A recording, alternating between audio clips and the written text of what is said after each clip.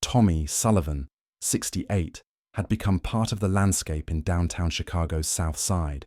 His weathered face told stories that passers-by never bothered to read, and his faded olive-green jacket, a remnant from his days in service, had become his armor against both the elements and society's judgment. For 12 long years, he'd wandered these streets, invisible to a world that had forgotten what he'd once given.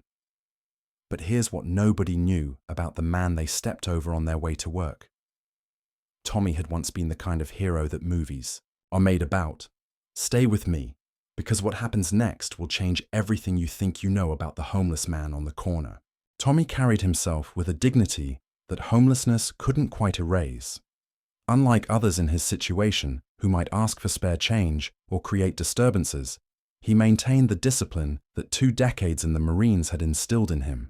He collected recyclables, accepted the occasional meal from kind-hearted restaurant workers, and rotated his sleeping spots to avoid becoming a burden to any single business owner.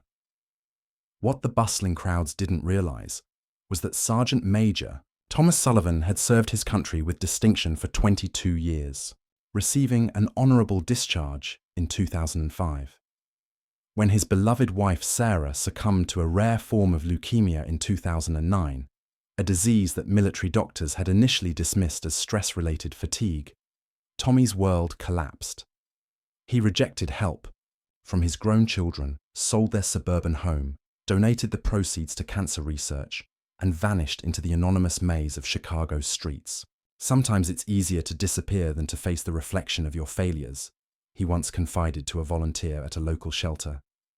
On a particularly brutal February evening, with temperatures plummeting to dangerous lows and snow swirling through the streets, Tommy ducked into Rodriguez Family Market. He hadn't eaten in 4 days, and his hands shook as he quietly slipped a day-old sandwich into his coat while Mrs. Rodriguez helped another customer. But the new security system caught everything. "Stop right there," she shouted, already dialing 911. "I'm calling the police." Tommy didn't run. He simply stood there, the evidence of his desperation still visible beneath his partially zipped jacket. "I just needed something to keep me going," he said quietly, his voice barely above a whisper. 2 patrol officers arrived within minutes. The older one, Officer Martinez, hesitated when he saw the dog tags hanging around Tommy's neck. "You serve?" he asked, noticing the faded tattoo of an eagle, globe, and anchor on Tommy's weathered hand. "Used to be somebody who mattered," Tommy replied, his eyes fixed on the ground. "Not anymore." "Got to take you in, sir," Martinez said reluctantly. "Store owner wants to press charges, says this isn't your first time." But what happened next, in that courtroom, would shock everyone present. Keep watching, because the moment this homeless man's name was called, everything changed. At the precinct, Tommy was processed like countless other petty criminals. An overworked public defender met with him briefly, more concerned with moving cases along than understanding his client's story. Tommy was assigned a court date for the following morning, a routine hearing where he'd face formal charges. When morning arrived, Tommy was escorted into Cook County's municipal courtroom, still wearing yesterday's clothes, now wrinkled from a night in holding.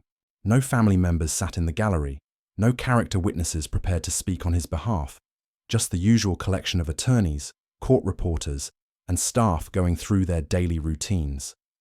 "Case number 58-471, People versus Thomas Sullivan," the clerk announced in a monotone voice. The young prosecutor stood, straightening his tie with practiced efficiency. "Your Honor, the defendant was caught stealing food from Rodriguez Family Market. Given his history of similar offenses and lack of permanent address, the state recommends he remain in custody pending trial." Judge Patricia Hernandez, known throughout the courthouse for her firm but fair approach to justice, glanced down at the case file without really looking at Tommy. The courtroom had already mentally filed this away as just another routine case, another homeless person cycling through an overburdened system. "Mr. Sullivan, how do you plead?" Judge Hernandez asked, finally lifting her eyes. "Guilty, Your Honor," Tommy replied softly. "I was hungry." Someone in the back of the courtroom snickered quietly. The judge shot a sharp look in that direction before returning to her paperwork. Thomas Michael Sullivan, former Sergeant Major, United States Marine Corps, Judge Hernandez read aloud, her voice trailing off as she absorbed the identification details. The courtroom fell into absolute silence as the judge's expression transformed completely. Her grip on the bench tightened, knuckles turning white as she stared at Tommy, then back at the file, then at Tommy again. Without warning, Judge Hernandez stood up. The entire courtroom froze in confusion. Judges rarely stood during routine proceedings. For what felt like an eternity, she remained silent, her face a carefully controlled mask of barely contained emotion. "Your Honor," the prosecutor ventured uncertainly, unsure of the proper protocol when a judge suddenly stands without declaring a recess. "This court will take a 30-minute recess," Judge Hernandez announced, her voice uncharacteristically strained. "The defendant will remain in custody." As the judge hurried toward her chambers, the courtroom erupted in confused whispers. Tommy remained motionless, eyes focused on the floor, either unaware or unconcerned about the dramatic turn of events. His name had just triggered something extraordinary. What do you think happened when the judge heard those 3 words? Stay with me, because what I'm about to tell you will restore your faith in justice. In the privacy of her chambers, Judge Patricia Hernandez pulled out a worn photograph that she kept locked in her desk drawer. It showed a group of Marines in desert camouflage standing in front of a field hospital in Afghanistan. Her hands trembled slightly as she found herself in the picture, 25 years younger, serving as a Navy corpsman before pursuing her law degree. And there, standing tall in the formation, was Tommy Sullivan. The judge quickly accessed the military database through her Veterans Affairs connections. Tommy's service record filled her screen, confirming what her heart already knew. Sergeant Major Thomas Sullivan had completed 4 combat deployments, 3 in Iraq and 1 in Afghanistan. He'd worked in explosive ordnance disposal, one of the most dangerous jobs in the military, defusing bombs and clearing routes for fellow service members. The record showed he'd received the Navy Cross for extraordinary heroism when his unit came under attack in Fallujah in 2004. Instead of taking cover, Tommy had deliberately drawn enemy fire away from a group of wounded Marines, calling in airstrikes on his own position and sustaining severe injuries in the process. He'd saved 11 lives that day. But what made Judge Hernandez's breath catch was a specific incident report dated September 15, 2003. During a massive firefight outside Kabul, Tommy had carried a wounded Navy corpsman named Patricia Morales 3 miles through enemy territory to reach a medical evacuation point, despite taking shrapnel in his shoulder and leg. "My God," she whispered, staring at the screen. "It's really him." Judge Hernandez had spent years searching for the Marine who'd saved her life, but Tommy had disappeared after his discharge, leaving no forwarding information. She'd only known him as Sully, the nickname everyone used in their unit. While the judge processed this revelation, Tommy sat alone in the courtroom, ignored by everyone around him. For 15 years, he'd existed on society's margins, invisible to the very system he'd once served with distinction. After Sarah's death, Tommy had spiraled into overwhelming grief, complicated by untreated PTSD that manifested in crushing nightmares and survivor's guilt. The military's misdiagnosis of his wife's condition had shattered his faith in institutions. When she died, he'd walked away from everything: his pension, his benefits, his identity as a Marine. He couldn't bear navigating the bureaucracy that had failed the person he loved most. For years, Tommy had survived by collecting cans and bottles, earning just enough to buy the medication that kept his war injuries from becoming unbearable. He never panhandled, never asked for handouts. The Corps had taught him self-reliance, a lesson that persisted even as his circumstances deteriorated. On his darkest nights, Tommy would take out the photograph of Sarah that he kept wrapped in waterproof plastic. "Almost done here, sweetheart," he would whisper to her image. "Just holding on a little longer." Back in her chambers, Judge Hernandez made several urgent phone calls. First to the VA office, requesting immediate verification of Tommy's service record, then to Colonel David, Kim, who had served alongside both of them in Afghanistan. Kim, it's Patricia Hernandez. I found him, the Marine who carried me out of that firefight in Kabul. He's in my courtroom right now, homeless, and charged with stealing food. The silence on the other end spoke volumes before Kim responded. I'm driving down from Milwaukee right now. Don't let him disappear again. What happened next will amaze you. But first, let me tell you about the night that changed everything for both of them. As the recess continued, the judge's clerk discovered something extraordinary on her desk.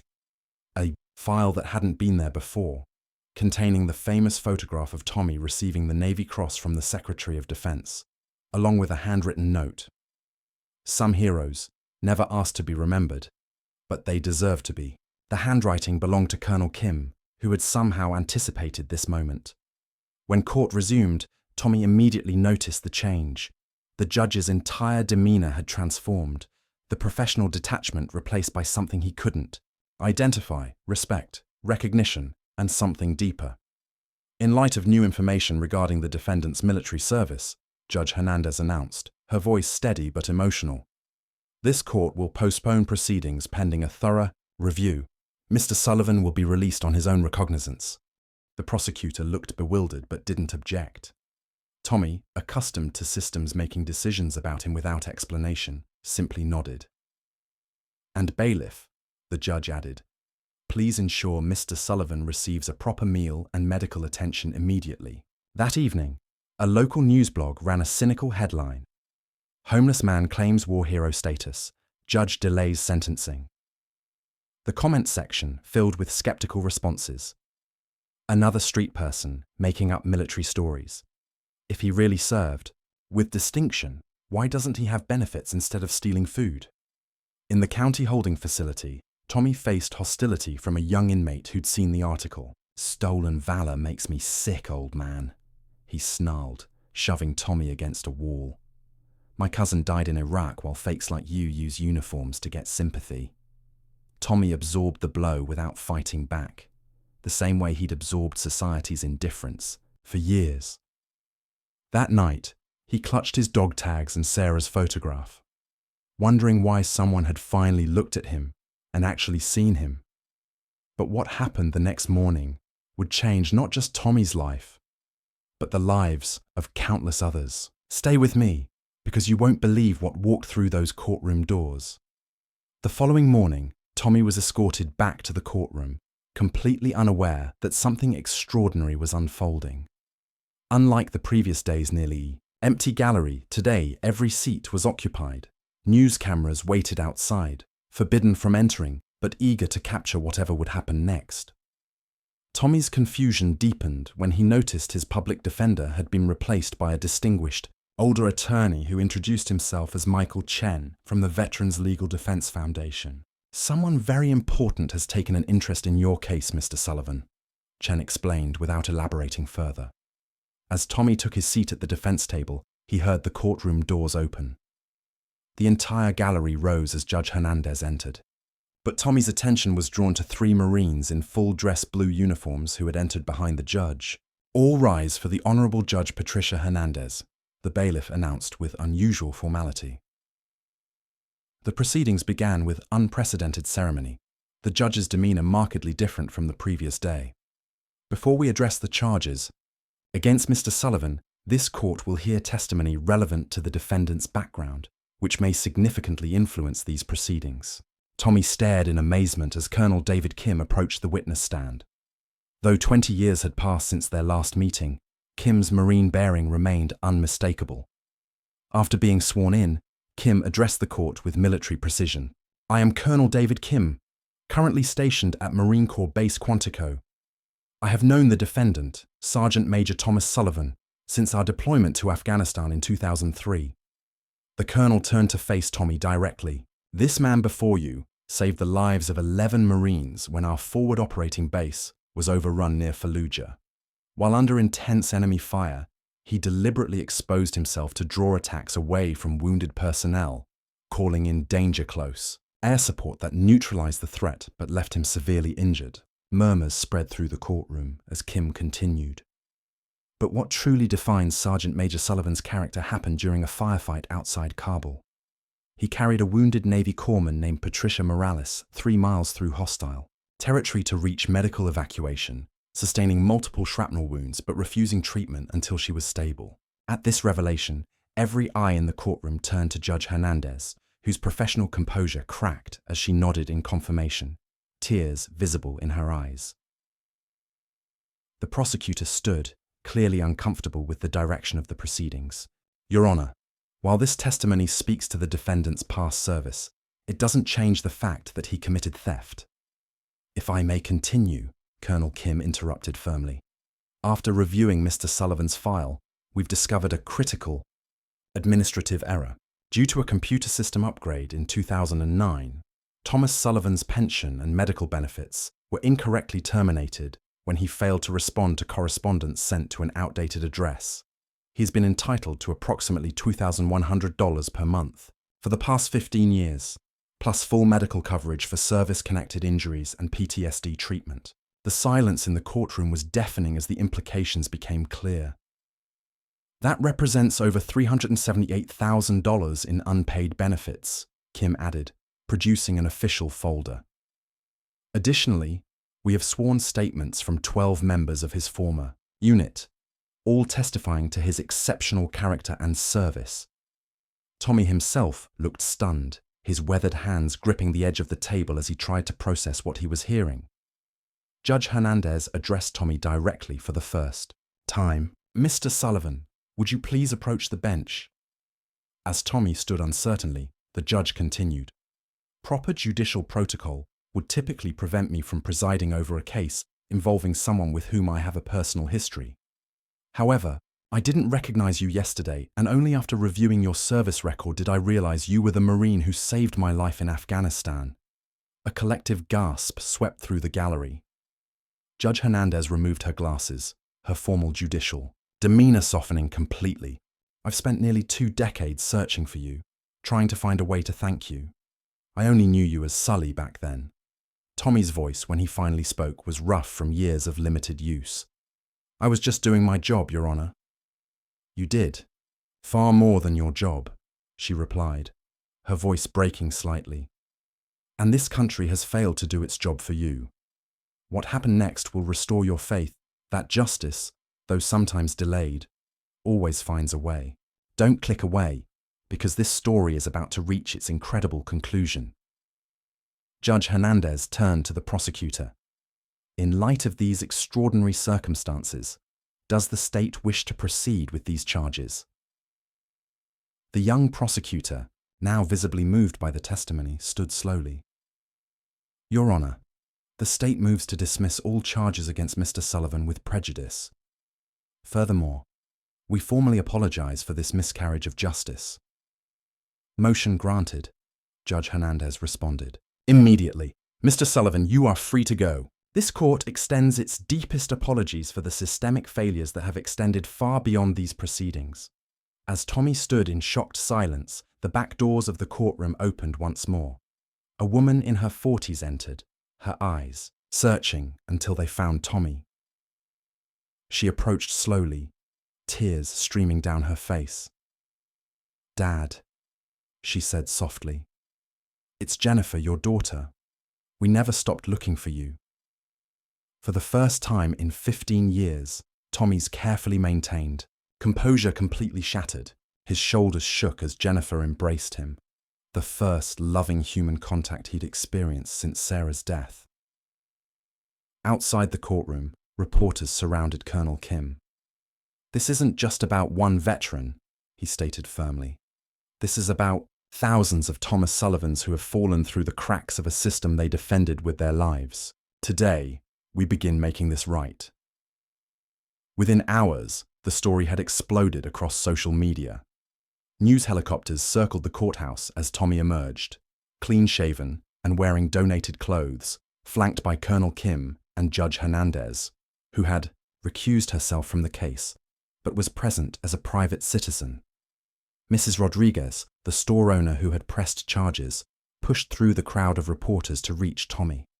I didn't know who you were, she said, her voice shaking with emotion. I saw you as just another troublemaker. I am so deeply ashamed." Tommy simply nodded, too overwhelmed by the day's events to find words. Within 48 hours, a veterans organization had established a fund for Tommy that quickly exceeded $500,000 in donations. Social media exploded with similar stories of veterans who had fallen through bureaucratic cracks, prompting Congress to announce immediate hearings on VA benefit administration. But the most powerful moment came in a quiet conversation away from the cameras, when Judge Hernandez finally had the talk. She'd waited 20 years to have. "You carried me for 3 miles, she said quietly. "The medics said you refused morphine until they'd stabilized me first." Tommy shrugged with characteristic humility. "You were hurt worse than me. You said something to me that day when I was drifting in and out of consciousness. You said, 'Stay with me, Doc. Your story's not finished yet.' Those words kept me alive, kept me fighting to survive." The judge's voice strengthened as she continued. "I became a judge because I wanted to continue serving others, the way you served me and everyone else. Everything good in my life since that day, my career, my family, my ability to help people, exists because you didn't leave me behind." For the first time in years, Tommy smiled genuinely, an expression that transformed his weathered features. "No Marine left behind. That wasn't just a saying for me. Are you ready for the ending that will leave you speechless? Because what happens next proves that heroes never truly disappear. They just wait for the right moment to shine again." 1 week later, Tommy stood in Judge Hernandez's chambers wearing a new suit, his military decorations properly displayed on his chest for the first time in decades: the Navy Cross, Purple Heart, Combat Action Ribbon, and other honors that told the story of his service. A VA representative formally presented him with his back benefits and an additional settlement for the administrative error that had cost him so much. As cameras captured the moment, Tommy spoke publicly for the first time. "I don't want anyone's pity," he said, his voice strong and clear. "I just hope that those who come after me won't be forgotten the way I was." The story transformed from a local human interest piece into a national conversation about how America treats its veterans. Legislators cited Tommy's case when introducing comprehensive reform bills for the benefits system. The photograph of Tommy receiving the Navy Cross circulated again, this time alongside an image of him homeless on Chicago's streets, a powerful juxtaposition that forced uncomfortable questions about national priorities. Thomas Sullivan, who had been invisible for 15 years, had suddenly become impossible to ignore. 6 months later, Tommy moved into Veterans Village, a supportive housing community on Chicago's north side. His small apartment, the first place he could call home since Sarah's death, contained few possessions but featured a wall dedicated to photographs: Sarah on their wedding day, his old unit in Afghanistan, and a new picture of him with Judge Hernandez at a veterans recognition ceremony. Tommy declined most interview requests, but agreed to speak at local high schools about military service and the challenges veterans face returning to civilian life. His quiet dignity and honest storytelling resonated powerfully, particularly with troubled teenagers who found in him neither judgment nor pity, just authentic accounts of both heroism and hardship. Each afternoon, Tommy could be found at Millennium Park, sitting on a bench watching families enjoy the day. Sometimes the very same bench where he had once slept during Chicago's harsh winters. Outside the Cook County Courthouse, a new bronze plaque was installed with the inscription, "Justice remembers those who were forgotten." The accompanying relief sculpture depicted Tommy carrying the wounded corpsman who would become Judge Hernandez, with the American flag as a backdrop. During the dedication ceremony, the mayor announced the creation of an annual fund to provide legal assistance specifically for homeless veterans, officially named the Sullivan Initiative. A 12-year-old girl, who had often seen Tommy collecting cans, wrote an essay for her school newspaper. "Not everyone in old clothes is broken. Some people wear their memories like medals." The essay won a citywide competition and was read aloud at a city council meeting addressing veteran homelessness. Tommy maintained his friendship with Judge Hernandez, occasionally joining her family for Sunday dinners. During one such evening, her teenage son asked Tommy if he felt angry about being homeless for so long. Tommy considered the question carefully before answering. Anger is heavy to carry when you're already carrying so much. I learned that forgiveness isn't about forgetting.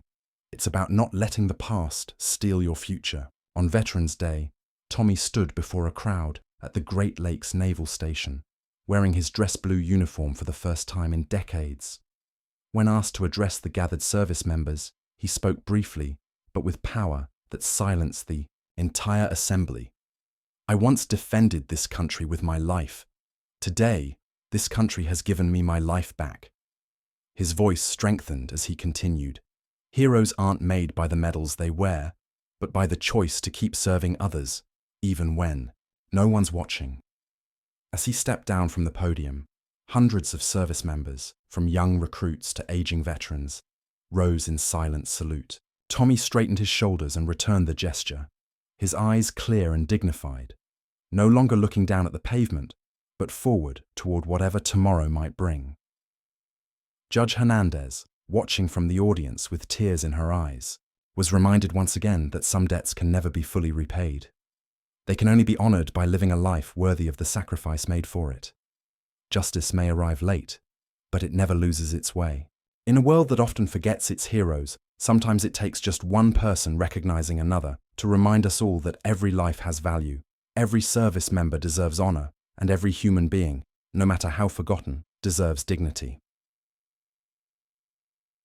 T-Time, homeless man who stole bread to survive, had reminded an entire nation what it truly means to serve others. And in doing so, Thomas Sullivan proved that heroes never really disappear. They just wait patiently for the moment when the world is ready to see them again. What moment in your life restored your faith in justice? Share this story with someone who needs to believe that doing the right thing still matters, because somewhere out there, another forgotten hero is waiting to be remembered.